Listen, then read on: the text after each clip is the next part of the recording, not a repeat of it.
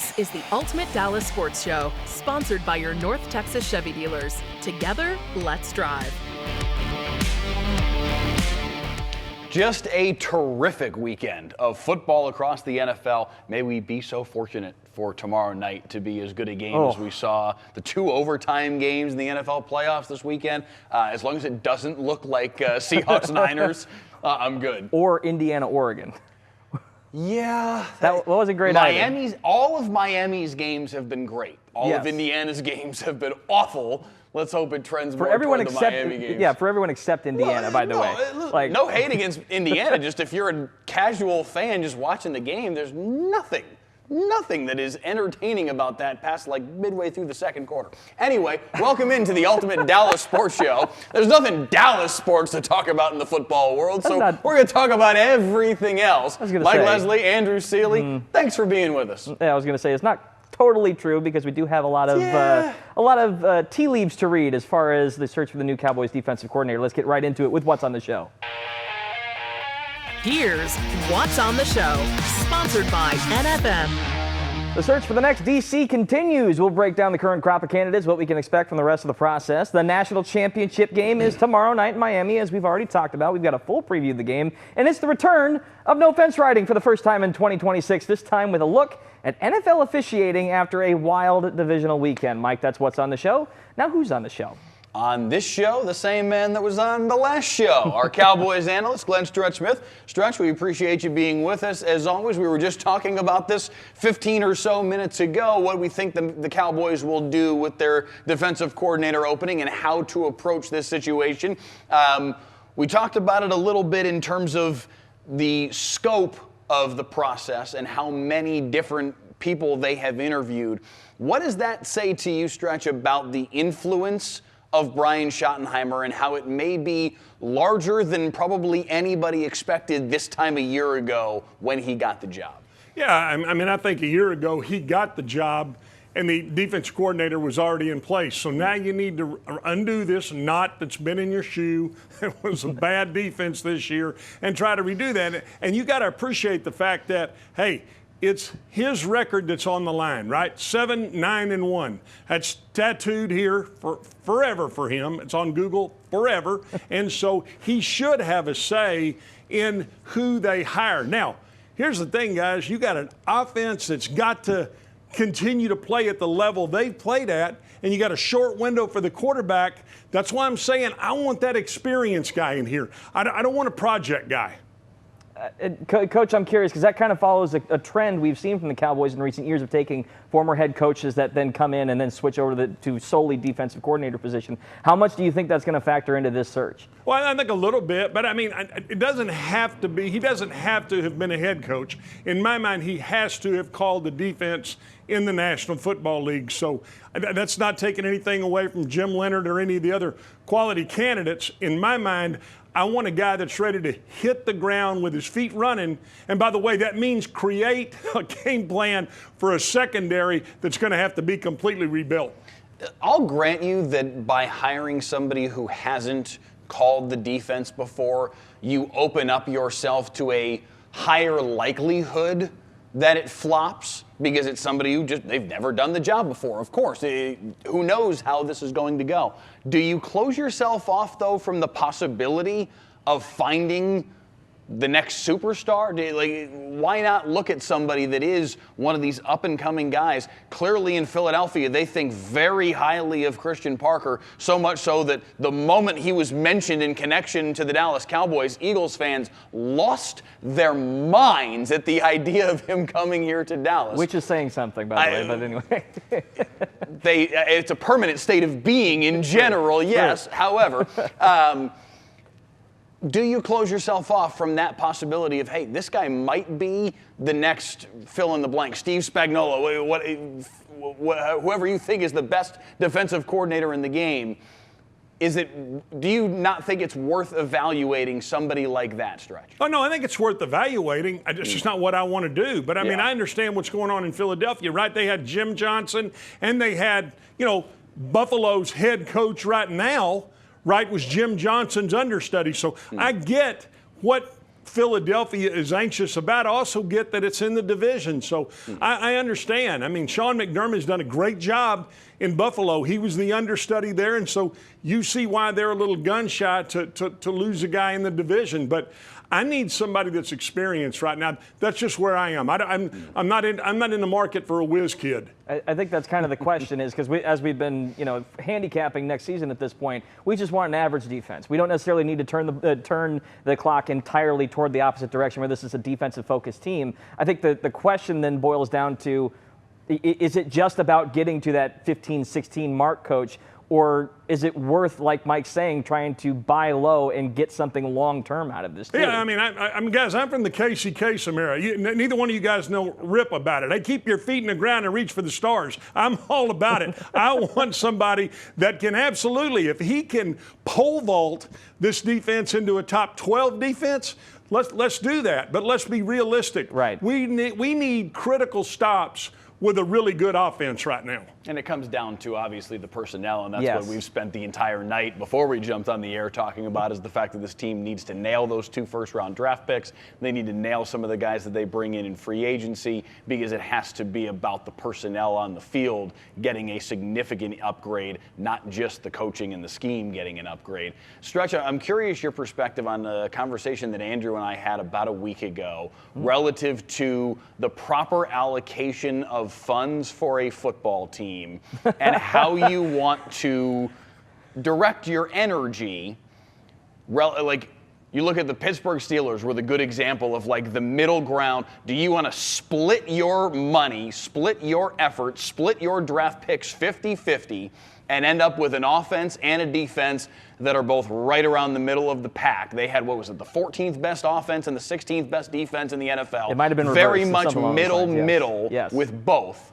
Or would you rather have maybe not the extreme that the Cowboys had this year, because clearly that didn't work, having a top 4, top 5 offense and 31st best defense in the NFL? Which one would you prefer to have on the high side, the offense or the defense? And what's the right mix there? Is it 80-20? Is it 65-35? How would you allocate that if you were pulling the trigger, if the Cowboys finally hired a GM and it was you? Well, I'm not going to get the job, but I can tell you right now, I mean, I know as an offensive guy, it's much more difficult to play offense than it is defense. That's not taking anything away from the defensive guys. You guys have been out at training camp enough. You hear what the defensive coaches coach. Run to the football, take the right angle, run to the ball, run to the ball. Yeah, okay, great. But at the end of the day, we got to be able to put 11 on the same page to go move the football. So, this year, I want to see them draft the guys that fit whoever the defensive coordinator is. And I don't want to see them reach. That's the one thing that they can't do is reach. They got to line them up correctly and then go draft according to what they see and how they feel. So much more that than I would say, how do I want to split the salary cap? Because right now, I don't know that you can do that with the quarterback making the money he's making. Sure. And let's be entirely frank about this. The drafting process has been the issue over the last couple of years, specifically looking at the first-round talent. So as much as they have the first-round capital, Mike, it hasn't necessarily paid off for them in that front. We got a little window just now into why Glenn Stretch Smith's son played quarterback and didn't play defensive end. He's all about the offense, baby. Hey, I'm cut from the same cloth. I got no hate in the world for it. More to come on the Ultimate Dallas Sports Show. We are talking about the National Championship Game after this. Today's headlines, sponsored by your North Texas Chevy dealers. The NFL's championship weekend is set. The Patriots top the Texans 28-16 and will face the Broncos in Denver in the AFC Championship game. Denver will not have quarterback Bo Nix, who is out for the year with a fractured ankle. And the Rams survive another epic comeback attempt by the Bears to win in Chicago. LA will face the Seahawks in Seattle in the NFC title game, round 3 between these two teams with a berth in the Super Bowl on the line.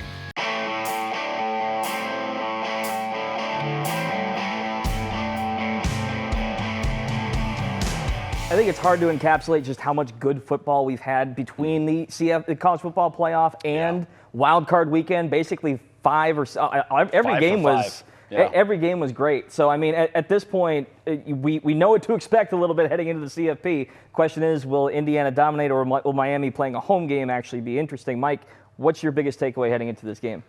I think, honestly, the thing I'm most excited to see is Michael Irvin. I'm intrigued to see how that goes. He's monstrously entertaining, so much so he was featured on SNL last night. He was featured on SNL last night. Air quotes. The impersonator was rather spot on. The voice was good. The look was good. It was pretty strong. No, listen, I think Miami is fascinating. The way that they have played through this playoff, they have been unbelievable. Their defensive front is spectacular. And to put all of that, to put the way that they play on their home field in front of what should be a raucous crowd, that is a dangerous combination. But Indiana's just an absolute road grader. They're unbelievable. Yeah, Coach, what stuck out to you most about this playoff run so far? Well, I mean, just how dominating they've been and how well coached Indiana is. Now, I like what Mike says, the physical side of Miami. Can the physical side of Miami match how well Indiana absolutely looks like a well-oiled machine? And we know usually the more physical team wins. So that's tipping my hand a little bit, isn't it? just a touch. I do want to bring up the fact just that Indiana is even here. I mean, we've been talking about it even since last year, practically, when they made the playoffs and everyone was poo-pooing them. Oh, they lost to Notre Dame in the first round, X, Y, and Z. A road game, by the way, and Notre Dame ended up playing for the national title game that year. I think a lot of people underestimated this Indiana team from the get-go, and they've done nothing but live up to everything that their record says they are, as you know the classic saying goes. I think the takeaway for me about this entire playoff is there shouldn't be much of an excuse anymore for a lot of these teams that have been maybe the second tier or even the third tier squads. Indiana is one of the losingest programs in college football history, and they're about to play for a college football national title. This is a very different landscape, Mike, and it's nice seeing these teams that we thought would never sniff even a bowl win over the last 30 years all of a sudden have a chance to be really competitive.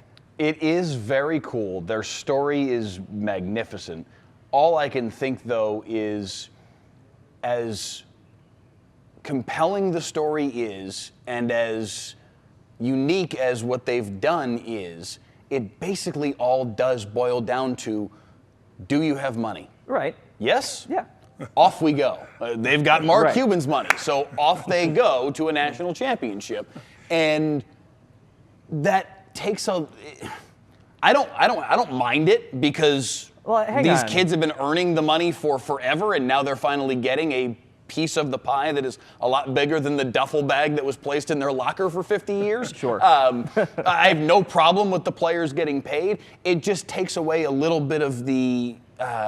Are you trying to say magic here, like March Madness, where this isn't like UMBC going on a run? Maybe magic is the right word to finish that sentence. Yeah, it takes a little bit of that away from it, just because it isn't. It feels somewhat cheapened by all of the money. Coach, do you feel this way, Coach? Because I mean, Alabama, Georgia, these programs have been doing this forever. Obviously, it's all over the table now in a much more overt. Just go watch Ed Orgeron's comments from a couple months ago. Right, but it's very unregulated now in a way that you could argue it really wasn't either before, but we're actually seeing how the meat is made, as most people would like to say from a hot dog perspective.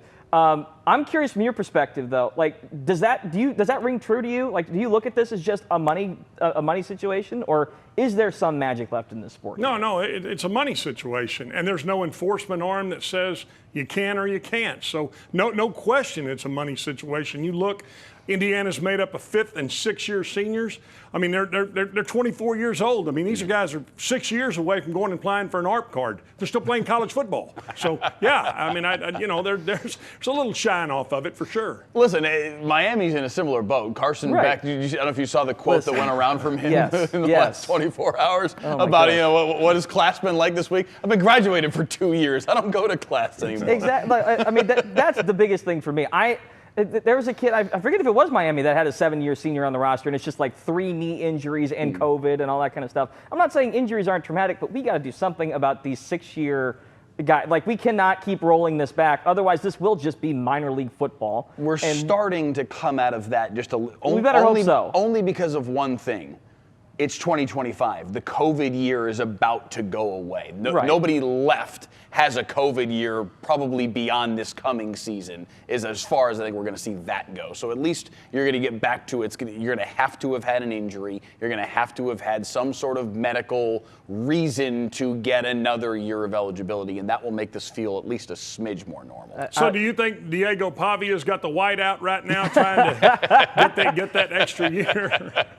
You don't even know what white out is. What the hell are you laughing for? Listen, whiteout is. Trinidad, we're not that. You think we don't know? You think we don't know who Casey Kasem is? Really? To go back to the last segment? Come on, man. But it is fascinating the way that the money has changed things, because Trinidad Chambliss, Diego Pavia, a lot of these guys would be chomping at the bit to be in this quarterback class in 2026 that looks so spare after Fernando Mendoza to try and go get some coin.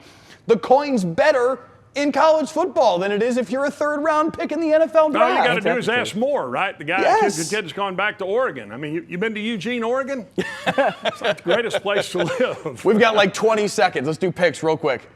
Coach, you go first. All right, give me the Canes. I'm going to take the physical side of football. All right, I have tried to pick against Indiana several times this playoffs. I ain't doing it again. I'm going Indiana. Yeah, no, I can't pick. I got to go Hoosiers. Mendoza's surgical. Unbelievable. All right, what do we got next? No fence riding. Okay. Come on, man. It's back. It's back again. Everybody's favorite game except. Stay with us on the Ultimate Dallas Sports Show.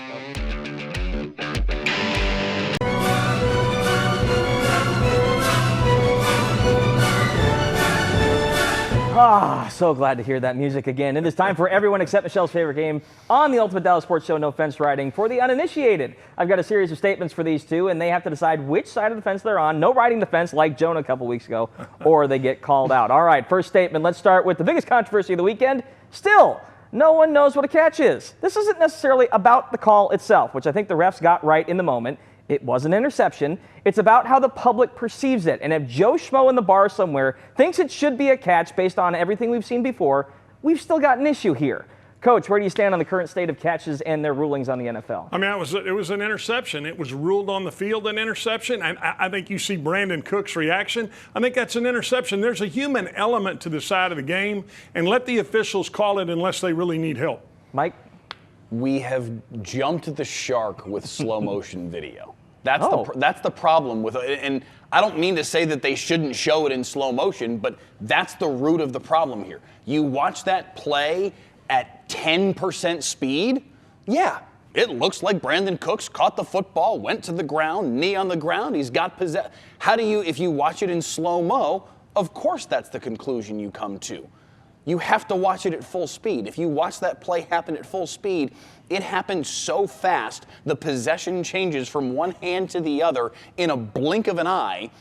There was no way anybody, other than the official that ruled Butch Johnson in the 1970s Cowboys-Broncos Super Bowl was a touchdown, could have looked at that play and said that Brandon Cooks caught the football. There's no world in which that's possible. It would have been an incomplete pass if it wiggled loose of either of their hands, but it was taken immediately by the Broncos defender. It was an interception 10 times out of 10. It shouldn't be this controversial, but yes, to the point of your question, yes, clearly it's still a problem because this should be easier for people to see than clearly it is. Everyone clutching their pearls in the Rams-Bears game later today when Devontae Adams had a similar, not the same play, but a similar play, was hysterical. All right, let's move on here. Statement number two. One I've been wanting to talk about for a while here. The refs are taking too dang long to blow plays dead. I get it. The tush-push is on vogue. We're trying to give teams a little extra oomph to try and pick up yards, but I feel like a lot of plays continue because defenders don't want to draw the flag for being too aggressive. They're now conditioned to expect quick whistles for player protection. Coach, where do you stand on this one? I mean, I don't want an inadvertent whistle. I mean, I want them to let them play, but I'm still in the human element side of the game. The play ends, blow the whistle. Mike? I think the way that the tush push works, you have to let the play transpire because there is such a massive humanity at the center of the play. That's one that I feel like you have to let play out, but I do think that the officials have become very accustomed to just let it play out, because we can fix it on review. You see that a lot of times with the fumble, or was it a fumble or was it an incomplete pass when the quarterback's hand gets hit. They'll let the play transpire because they can fix that on review, but if they blow the whistle too soon, they can't fix it. And I think maybe that has seeped into other elements of the game too much. I do think that's part of it, and I think something about the initial ruling on the field being the deciding line in a lot of these reviews does make a difference as well. And again, that's a different tangent, but to me, it's just like it feels like players just keep waiting for it to happen, and it just doesn't, and it changes the outcome of the game in a lot of circumstances. All right, last statement here. Last but not least, it feels like the NFL is finally moving past the heliocentric quarterback model. 2 MVP candidates obviously have pedigree, but Drake May hasn't played well in the playoffs so far. Stafford just won a game without throwing a touchdown pass. All 4 teams left might have flaws, but they are the sum total best-built teams and best-coached teams left in the playoffs. Coach, what do you think? I mean, I agree with that. I think you got to. I think you got to look at it as a whole. I think you got to open this up. Or the quarterbacks make the most dynamic plays, and I get that. But there's so many things that go into what's really going on in the football game. I like that they're opening their eyes a little bit. Mike? The only argument you need for quarterback-centric and having that be the end-all and be-all of how you build your football team not working is right here in Dallas. The Cowboys have a $60 million quarterback who had a fantastic season, and they won 7 football games all year. It has to be team-oriented. It has to be broader than just the quarterback, and the team here in town needs to do a better job this offseason of figuring that out. Absolutely. Coach, thank you so much for putting up with us. We really appreciate it. Thanks for having the OG tonight. That stands for old guy. There you go. Casey Kasem, ladies and gentlemen, was still on the radio until 2009. Unbelievable. Mike's final take coming up next.